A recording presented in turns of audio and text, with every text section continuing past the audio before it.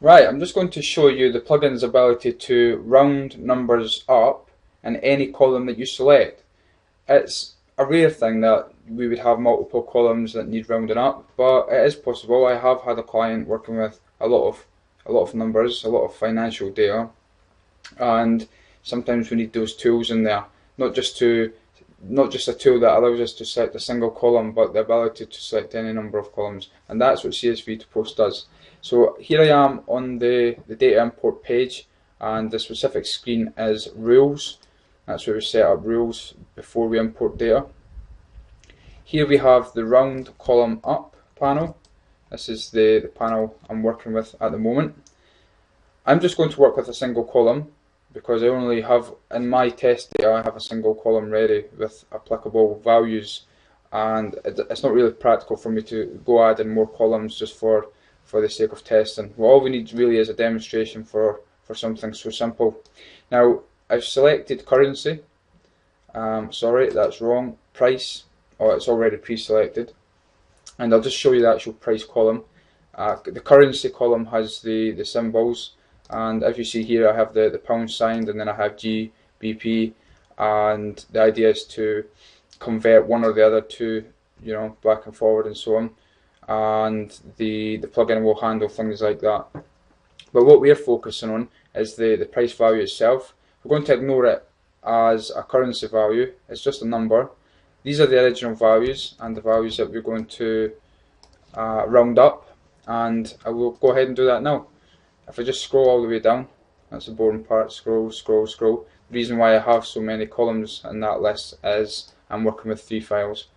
Now I've submitted that, rules updated, values in the select columns will be rounded upwards, and then what I need to do is click import data.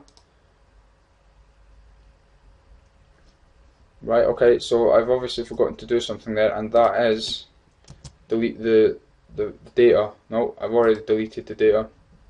I may have not reset the plugin's progress counter. There you go, so I'll just quickly do that. So I do so much testing, and sometimes I'll try and make a video and something may happen, I might get interrupted, and then sort of, you easily forget those little things. So that's it. What I've done is went into my source where the plugin records progress and things like that for a specific file. So I've just basically reset the progress counter, and that basically forces the plugin to start all over again on a file. So I'll go back and I'll click import again, and this time it should import. Just ignore these boxes down here. Those are for the other files, and I'm only focusing on the one file just now, and that is the computers one. And what we have in this message is the plugin telling us 2 rows were inserted and so on.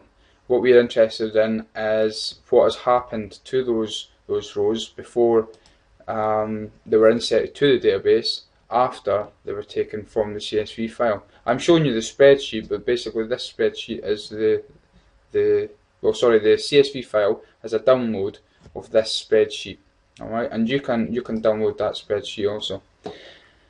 Now, what I'm going to do is go to the database, go to computers1.csv. I hope that's all clear to you. What I'm, especially to those of you who are new to CSV to Post, CSV to Post imports data to the database, and what's happening here is data is being imported from the CSV file to a database table based on that CSV file.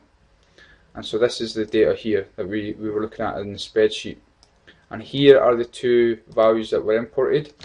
Let me just highlight those. So we have the price column, and they've been rounded up to 1,400 and 500. So that's that. It's really that simple. As I said at the very beginning of the video, these are things that everyone needs to test. The behaviour may not be what you expect. You may require different behaviour.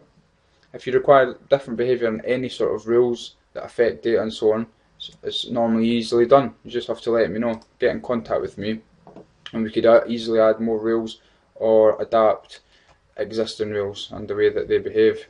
And that's that really. I'll just go back and remind you of the original data. So that's, there they are there. I only imported 2 of these rows.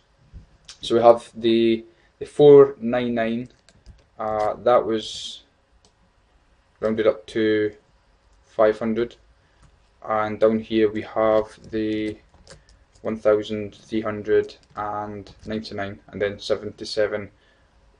Well, that could be anything. So I was about to say 77 pence, but we have to remember these are just numbers. Obviously, if you were working with currency values, it is possible.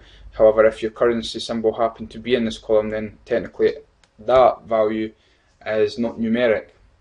If you did have data like that, as I originally had in this file, and just realised I needed to separate the currency symbol, if you have a currency symbol that is within the data and attached like so, then what we could do is add a little tool that deals with that. We can remove the currency symbols and so on. That's easily done. Alright, so just let me know if that's the situation you're in. It wouldn't take long. Thank you very much for watching.